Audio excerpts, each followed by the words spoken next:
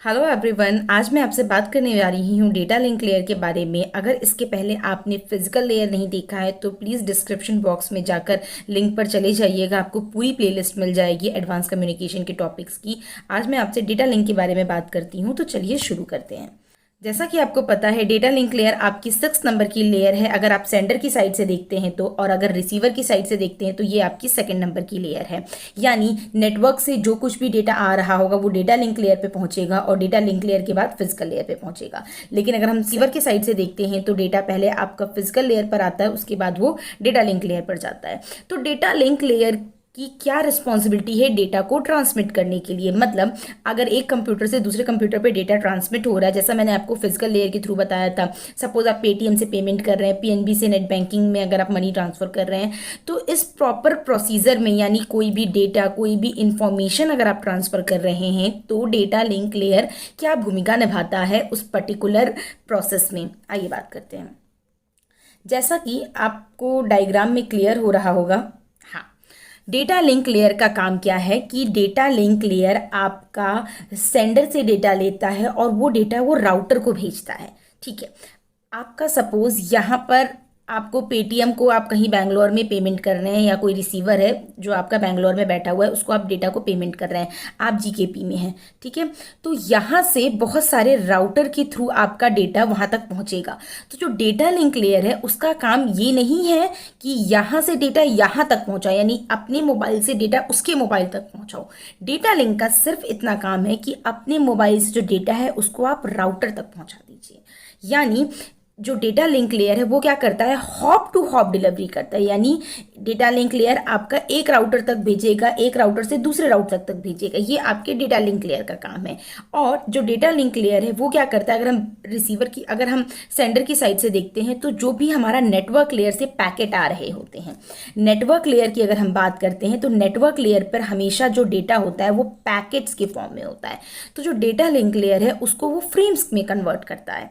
ठीक है, और फ्रेम्स में कन्वर्ट करने के बाद से वापस से वो बिट्स में कन्वर्ट करके फिजिकल लेयर के थ्रू रिसीवर तक भेजता है।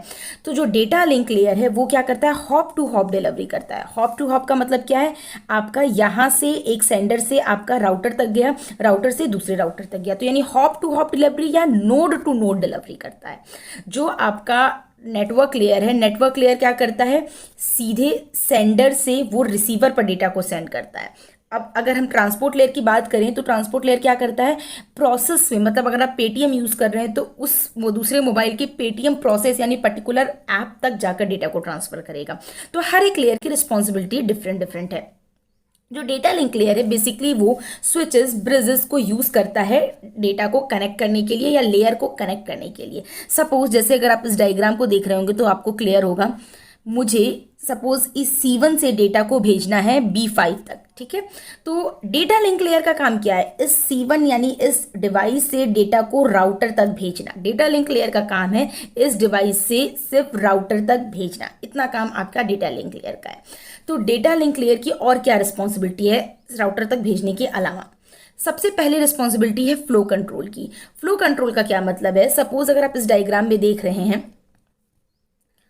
अब अपने मोबाइल का एग्जांपल लेकर देखिए। अगर आपके मोबाइल में बहुत सारा डेटा भरता जाता है तो क्या होता है, धीरे धीरे आपका मोबाइल हैंग करने लगता है, उसकी कैपेसिटी कम हो जाती है। सपोज C1 डेटा भेज रहा है इस राउटर के थ्रू D5 को, उसके बाद आपका C3 डेटा भेज रहा है इसी राउटर के थ्रू B1 को, उसके अलावा आपका C2 डेटा भेज रहा है इसी राउटर के थ्रू D3 को। तो क्या होता है कि जो इस राउटर के पास बहुत सारे डेटा आने लगते हैं तो इस डेटा के फ्लो को ये कंट्रोल किस तरीके से करे, किस डेटा को ये जाने दे, किस डेटा के फ्लो को ये बता पाएगा। क्योंकि जैसे अगर ये C1 अगर आपका डेटा D5 को भेजा तो उसके बाद से एक एक्नॉलेजमेंट भी आती है बताने के लिए कि हाँ मेरा डेटा पहुंच गया। जैसे अगर आप पेटीएम वगैरह पे पेमेंट करते हैं तो आप कोई भी पेमेंट करते हैं तो उधर से एक आता है thanks I have received your payment, या आपका पीएनबी से मैसेज आता है your account has been debited with this. तो ये एक एक्नॉलेजमेंट है कि दूसरी पार्टी आपको बता रही है कि हाँ हमें वो डेटा रिसीव हो गया। सपोज आप अमेजॉन पर ऑर्डर करते हैं तो आता है ना your order has been successful. अगर ये मैसेज नहीं आए तो आपको कैसे पता चलेगा कि आपका डेटा वहां तक ट्रांसफर हुआ है, आपने जो ऑर्डर किया है वो सक्सेसफुली ऑर्डर हो चुका है, उसके लिए वो एक्नॉलेजमेंट भेजता है। तो इस तरीके से जब बहुत सारे डेटाज आपके राउटर पे पहुंचते हैं तो उसके फ्लो को कंट्रोल करना मुश्किल हो जाता है, इसलिए हम उसमें क्या यूज करते हैं, फ्लो कंट्रोल यूज करते हैं। है। The sending station must not send frame at a rate faster than receiving station can absorb them. इसका क्या मतलब है? सपोज मान लीजिए आप यहाँ इसी डायग्राम में आप देखिए, सपोज आप C1 को डेटा भेज रहे हैं, सपोज C1 आपका डेटा भेज रहा है D5 को। C1 की स्पीड है 10 Mbps पर सेकेंड की, ठीक है, और आपका जो D5 है इसकी रिसीविंग स्पीड है 2 kbps की। तो सेंडर तो बहुत तेज से डेटा भेजता जा रहा है, लेकिन रिसीवर की कैपेसिटी ही नहीं है कि उस डेटा को वो रिसीव कर पाए। तो इस केस में क्या होगा, हम फ्लो को कंट्रोल करेंगे, यानी हम बीच में स्टॉप या वेट या सेलेक्टिव ARQ में बहुत सारे मेथड यूज करेंगे कि वो डेटा जो आपका लॉस भी ना हो और एक तरीके से आपका रिसीवर तक पहुंच भी जाए। तो फ्लो कंट्रोल क्या करता है कि जब सेंडर डेटा को भेज रहा होता है तो वो चेक करता है कि सेंडर की डेटा भेजने की स्पीड क्या है, रिसीवर की क्या उतनी स्पीड है कि उस डेटा को कैच कर ले। जैसा ये काम अगर आप यहाँ पर राउटर पे भी देखेंगे तो मान लीजिए ये भी डेटा भेज रहा है, ये भी डेटा भेज रहा है, ये डिवाइस भी डेटा भेज रहा है, तो क्या राउटर की स्पीड है कि वो इस सारे डेटा की फ्लो को कंट्रोल कर पाए, या फिर ऐसा तो नहीं कि राउटर आपका उतनी डेटा को ले ही नहीं पा रहा है।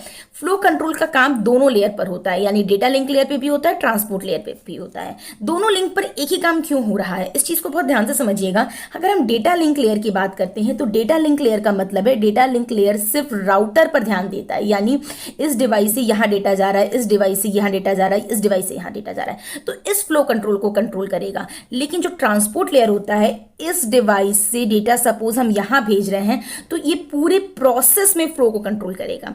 डेटा लिंक लेयर क्या कर रहा है, सिर्फ यहाँ तक डेटा को कंट्रोल कर रहा है या यहाँ तक फ्लो को कंट्रोल कर रहा है, जबकि ट्रांसपोर्ट लेयर में पूरा जो प्रोसेस एंड टू एंड तक जो आपका फ्लो कंट्रोल है उसे करता है। तो if the data which data are absorbed by the receiver is less than the data at which the data are produced in the sender, the data link layer impose a flow control mechanism to avoid the overwhelming of the receiver।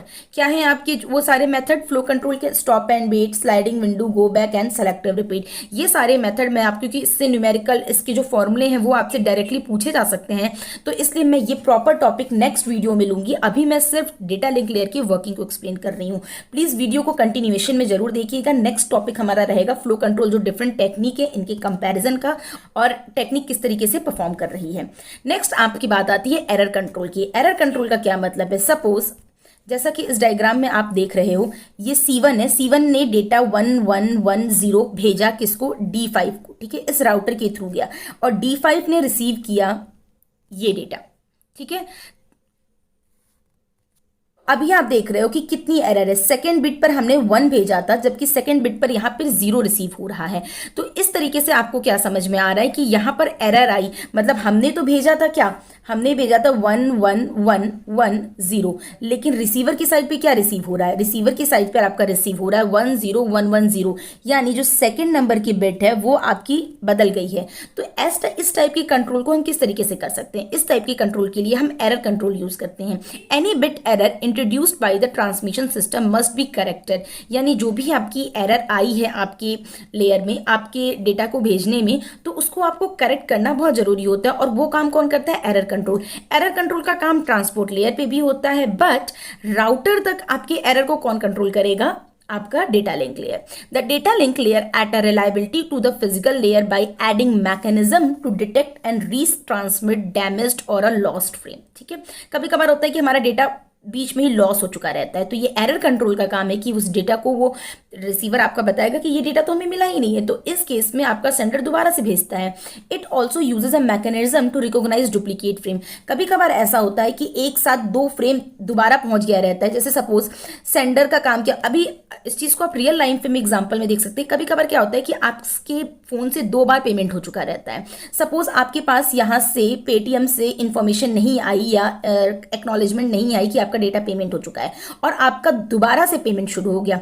तो दोबारा से payment हो गया, 5000 एक बार कटा, 5000 2 बार कटा, तो इसको कहते हैं डुप्लीकेट फ्रेम। तो इस टाइप के एरर को पहचानता है आपका डेटा लिंक लेयर और इस टाइप के एरर को करेक्ट करता है। फिर वो डायरेक्ट उस बैंक से बात करेगा जहां से आपका 2 बार पेमेंट हुआ है और उस पेमेंट को वापस करेगा। Error controls is normally achieve through a trailer added at the end of the frame, यानी CRC। अगर हम डेटा लिंक लेयर की बात करते हैं तो हम डेटा लिंक लेयर में कुछ डिजिट को ऐड करते हैं लाइक CRC। और अगर हम ट्रांसपोर्ट लेयर की बात करते हैं, क्योंकि ये काम ट्रांसपोर्ट लेयर पे भी होता है, बट ट्रांसपोर्ट लेयर पर आपका डेटा क्या है, एक कंप्यूटर से दूसरे कंप्यूटर में अगर डेटा गलत गया है तो वो उसके लिए चेक्स मैक्सिमम को यूज़ करेगा सही करने के लिए। लेकिन एक डिवाइस से राउटर पे अगर कोई डेटा गलत चला गया है तो वो काम आपका डेटा लिंक क्लियर करेगा। इसके डिफरेंट मेथड हैं, सिंपल पैरिटी, 2D, CRC, और ये सारे मेथड मैं नेक्स्ट टू नेक्स्ट वीडियो में एक्सप्लेन करूंगी इंडिविजुअली, तो प्लीज़ वीडियो को कंटिन्यूएशन में ज़रूर देखिएगा। नेक्स्ट काम क्या होता है, फ्रेमिंग का।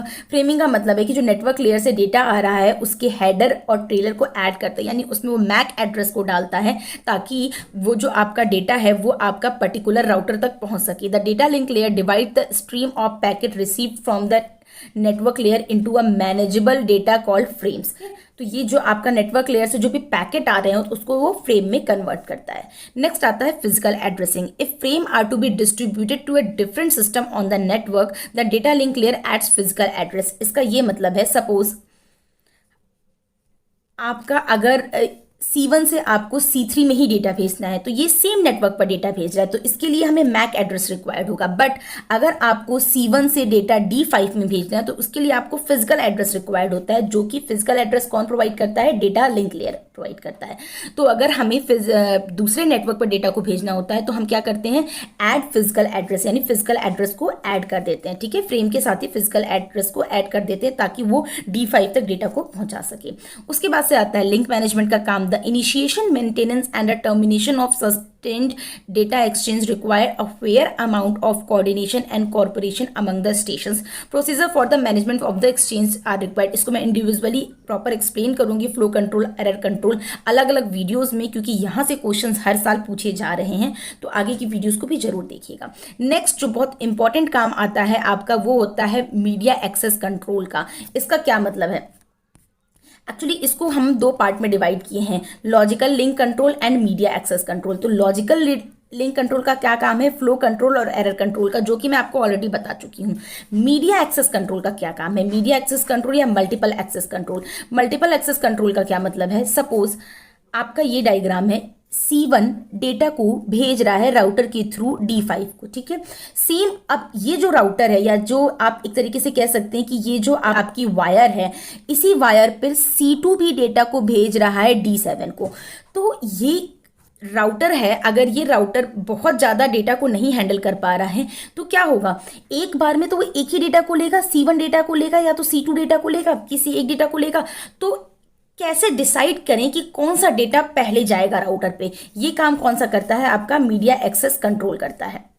इसको आप डायग्राम के थ्रू भी समझ सकते हैं। सपोज यहां पर मैंने एक बस टोपोलॉजी को लिया है और यहां पर मैंने एक स्टार टोपोलॉजी को लिया है। सपोज इस डिवाइस से मुझे डेटा सेंड करना है, सेम इसी टाइम पर ये भी डेटा यहां पर सेंड कर रहा है। अब ये तो हमारा एक ही वायर है, इस वायर पे, या एक तरीके से आप ये समझ सकते हैं, यहां से अगर हम शुरू करते हैं, ये जो डेटा है, ये जो डिवाइस है, ये इस वायर को यूज कर रहा है डेटा को सेंड करने के लिए। अब ये डिवाइस भी इसी सेम वायर को यूज कर रहा है डेटा को सेंड करने के लिए। तो ऐसे में चांसेस है कि जो ये डेटा जा रहा है, इस डेटा का कोलिजन इसके थ्रू जो डेटा भेजा गया है उसके साथ हो जाए। तो इस टाइप के कोलिजन को अवॉइड करने के लिए हम मीडियम एक्सेस कंट्रोल यूज कर सकते हैं, उसके बारे में हम यहाँ पर बात करेंगे। यहाँ पर LLC की अगर हम बात करें, लॉजिकल लिंक कंट्रोल की, तो ये IEEE 802 फैमिली का एक पार्ट है। यानी जो लॉजिकल लिंक कंट्रोल है वो IEEE 802 पे काम करता है और लैन पर काम करता है, यानी लैन पे भी जो फ्लो और एरर को कंट्रोल करता है। Most obvious difference between the LLC and HDLC। HDLC के बारे में भी मैं आपको नेक्स्ट वीडियो में प्रॉपर एक्सप्लेन करूंगी। डेटा लिंक लेयर का ही एक प्रोटोकॉल है, जिस तरीके से ये मीडिया एक्सेस कंट्रोल के आप डिफरेंट प्रोटोकॉल्स देखेंगे, उस तरीके से HDLC भी एक प्रोटोकॉल है जिसका फ्रेम फॉर्मेट आपका LLC के फ्रेम फॉर्मेट से डिफरेंट होता है। Link control function in the case of LLC are actually divided between the two layer, media access control and the LLC। ठीक है, तो यहाँ पर हम आपको LLC और MLC के बीच में डिफरेंस बता दे रहे हैं। इसके नेक्स्ट टू नेक्स्ट वीडियो में मैं आपको HDLC का सेपरेट वीडियो बनाकर एक्सप्लेन करूंगी। तो एक्सेस कंट्रोल होपफुली आप समझ गए होंगे। यानी एक्सेस कंट्रोल का क्या काम है, more devices are connected to the same link, the data link protocol are necessary to determine which device has a control over the link at any given time. It is usually not desirable to have a physical separate communication path for a control system. Simply इसका ये मतलब है कि जैसा अगर आप इस diagram में देख रहे थे कि इंडिविजुअली हम ऐसा तो नहीं कर सकते कि C1 को हम अलग से एक डेडिकेटेड पाथ दें कि D5 को भी डेटा भेजें, C3 को हम अलग से एक डेडिकेटेड पाथ दें, क्योंकि ये जो लिंक है ये तो सेम रहेगी, यानी जो आपका डेटा ट्रांसफर करने का जो मीडियम है वो तो सेम रहेगा, लेकिन एक बार में एक डेटा ट्रांसफर हो जिससे कि दूसरे डेटा से उसका कोलिजन ना हो, इसके लिए हम मीडिया एक्सेस कंट्रोल को यूज करते हैं। अब इसके डिफरेंट डिफरेंट टेक्निक्स हैं जिसको मैं अलग से वीडियो बनाकर एक्सप्लेन करूंगी। Random access protocol, controlled access, channelize protocol.